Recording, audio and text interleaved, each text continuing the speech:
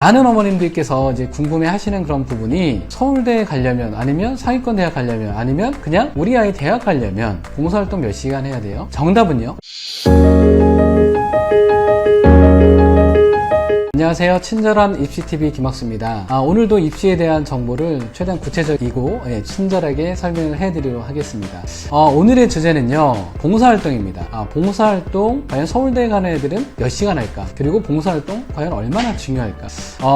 많은 어머님들께서 이제 궁금해 하시는 그런 부분이 서울대에 가려면, 아니면 상위권 대학 가려면, 아니면 그냥 우리 아이 대학 가려면 봉사활동 몇 시간 해야 돼요? 정답은요, 한 300시간 해야 되겠죠. 300시간 하면 공부할 시간 없어요. 자, 봉사활동 시간이 많다고 해서 합격하고 적다고 해서 떨어지고 이런 경우는 없습니다. 근데 이제 제가 드리고 싶은 말씀은, 일단 봉사활동 왜 교육과정 안에 넣어서 아이들한테 봉사활동을 하게 할까요? 이유는 뭘까요? 이 봉사활동 종류가 되게 많잖아요. 교내 봉사도 있고 교회 봉사도 있습니다. 교내 봉사도 뭐 급식 도우미, 아니면 환경 미화, 환경 정화 활동, 기타 등등. 교회 봉사활동 같은 경우에도 예를 들면 아이들 가르치는 거, 요양원, 할머님들, 어르신들 봉사, 기타 등등 되게 많거든요. 근데 우리 학생들한테 봉사활동을 해라라고 이제 교육과정 안에 넣어놓은 이유가, 우리 학생들이 너무 공부만 하면 주변에 정말 어려운 사람들, 소외계층, 사회적 약자 어떻게 살아가는지에 대한 관심이 별로 없어요.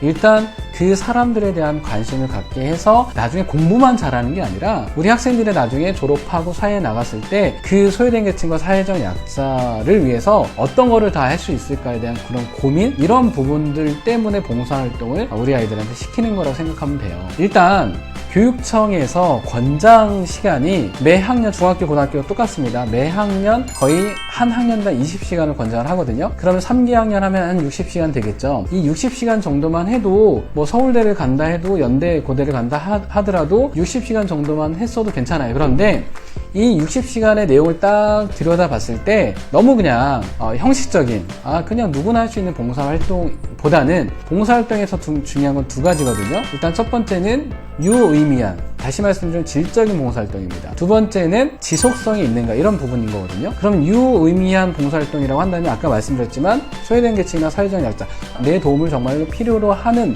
그런 사람들을 위해서 내가 봉사를 한 그런 부분이라고 한다면 유의미한 봉사활동, 다시 말씀드리면 질적인 봉사활동이라고 얘기를 합니다. 그리고 지속성에 대해서 많이 궁금해하세요. 얼마만큼 했느냐, 그러면 이게 지속성이 있느냐, 그 판단 기준이 되게 모호하긴 합니다. 그런데 제가 생각했을 때는 이런 어떤 유의미한 봉사활동을 1년에 한 20시간 정도라고 한다면, 뭐 스카이를 가든, 아니면 뭐 서울에 있는 대학, 아니면 뭐 다른 대학을 간다 하더라도 1년에 이 유의미한 봉사활동 20시간 정도면 충분하다고 생각해요. 자, 그러면 이 20시간씩 하고 그 다음에 학교에서 주는 봉사하면 뭐 한 30시간 정도 된다고 말씀드릴 수 있겠죠? 그러면 100시간 정도면, 3년 동안 했을 때 100시간 정도면 충분한 봉사활동입니다. 자, 그러면 어머님들께서 아까 소외된 계층과 사회적 약자를 위한 봉사활동, 어떤 봉사활동을 하면 좋을까요?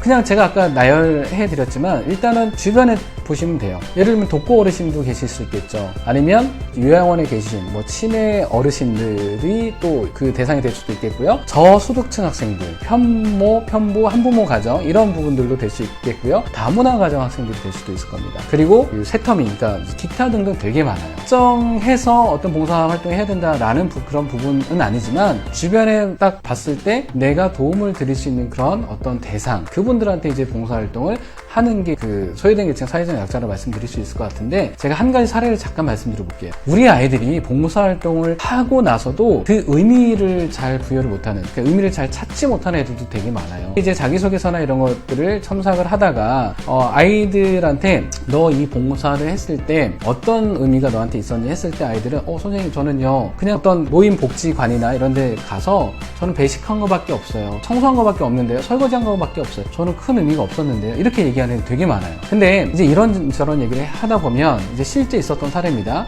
만약에 그 노인복지관에서 예를 들면 아이들이 배식을 했습니다. 거기 오시는 분들이 어떤 분들이니? 오셨던 분들은 대부분 독거 어르신 분들이 되게 많으셨던 것 같아요. 아, 그렇구나.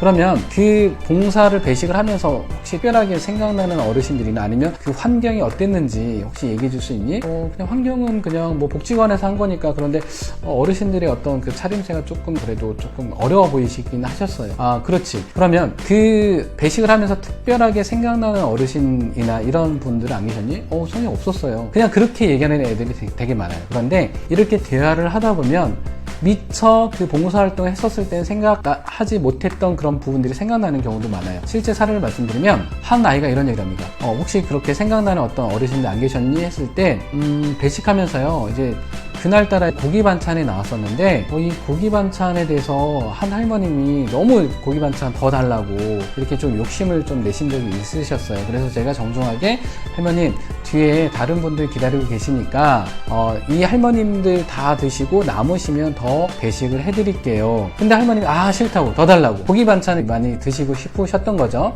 아이가 그 모습을 보면서 너무 이제 안 좋은 그런 기억만 남아 있었던 거예요. 왜 할머님들이 왜 그러실까? 다른 분들 왜 생각 안 하시지? 이렇게 생각하고 그 봉사활동의 기억이 별로 안 좋았던 겁니다. 그래서 제가 이제 쭉 얘기를 했죠. 그러면 독거 어르신 이 할머님들이 하루에 이게 한 끼 식사를 이 복지관에 오셔야지 이제 마음껏 드실 수 있는 그런 상황에 대해서 생각 한번 해본 적 있니? 그랬더니 생각해 본 적이 없대요. 자, 이렇게 한 끼 드시고 다시 집에 돌아가시면 정말 냉장고에, 보통 특히 이제 할머님들께서 그러시잖아요. 어떤 반찬이 생겼을 때 냉동실이나 냉장고에 정말 안 버리시잖아요. 그래서 수북히 쌓여있는, 정말 얼마나 됐는지도 모르는 그런 음식들이 되게 수북히 쌓여있고 안 버리시잖아요. 근데 이 할머님들께서 집에 돌아가셨을 때 이 음식들을 꺼내서 식사를 하시는 거, 할머님들, 할아버님들도 더 새로운 반찬, 더 좋은 반찬 드시고 싶어 하실 텐데 집에 가시면 그런 좋은 어떤 고기 반찬, 갓 만들어진 이런 음식들을 잘 못 드시니까 이런데 오셔서 이렇게 반찬에 대해서 조금 더 욕심내시고 이런 부분들은 어떻게 생각하니? 되게 자연스럽다고 생각하지 않니? 그랬더니 그럴 것 같대요. 자기가 미처 그것까지 생각을 하지 못했대요. 그래? 그러면 일단 선생님이 여기까지만 얘기할게. 그리고 조금 더 고민해봐. 이 어떤 할머님들의, 할아버님들의 상황에 대해서 조금만 더 고민해보고 다시 한번 와라 했을 때 이 아이가 일주일 동안 많은 생각을 하게 된 겁니다. 그러면서 이 아이가 이런 얘기를 해요. 자기가 봉사활동을 했지만 그분들의 삶에 대해서 이렇게 어떤 상황인지 정말 고민해보지 못했다. 단순하게 저는 시간만 그냥 채우면 의미가 있었다라고 생각을 했었기 때문에 생각을 하지 못했었는데 일주일 동안 많은 생각을 하게 되었습니다. 제가 그 할머님에 대해서 고기 반찬을 욕심을 내신 할머님에 대해서 안 좋게만 생각했지 그분들의 삶에 대해서 제가 생각을 해보지 못했던 것 같아요. 그러면서 이 아이가 이런 얘기를 합니다.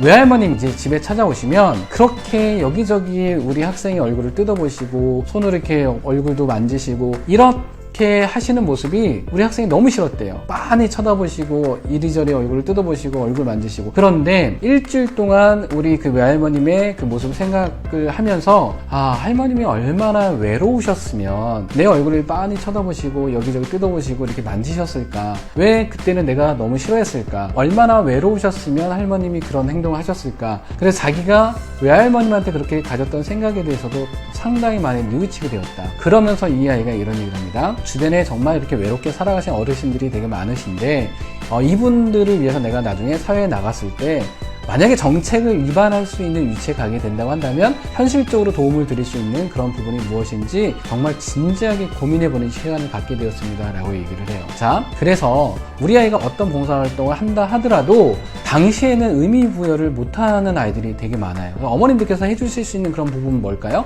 봉사활동 갔다 왔으면 거기는 어땠니? 할아버님들의, 할머님들의 모습은 어땠어? 저소득층 아이들을 가르쳤을 때 아이들이 가지고 있는 생각은 어때? 이 아이들을 위해서 너가 어떤 얘기를 해줬었니? 기타 등등 여러 가지를 말씀해 보시면 아이들이 미처 생각하지 못했던 부분들도 많이 생각하게 되거든요. 그게 바로 봉사활동의 의미예요. 자, 오늘 제가 봉사활동 잠깐 말씀드렸어요. 봉사활동 왜 해야 되고 몇 시간 해야 되는가? 정리해서 말씀드릴게요.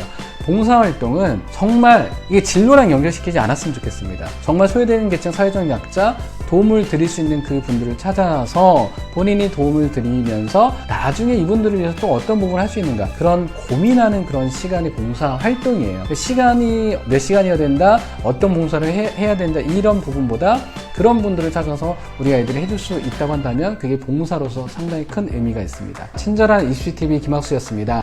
앞으로도 최신 입시 정보를 얻으실 그런 생각이시면 구독과 알람 설정해 놓으시면 더욱더 좋은 정보로 찾아뵐 수 있도록 하겠습니다. 네, 그럼 저는 여기서 물러가겠습니다. 네, 고맙습니다.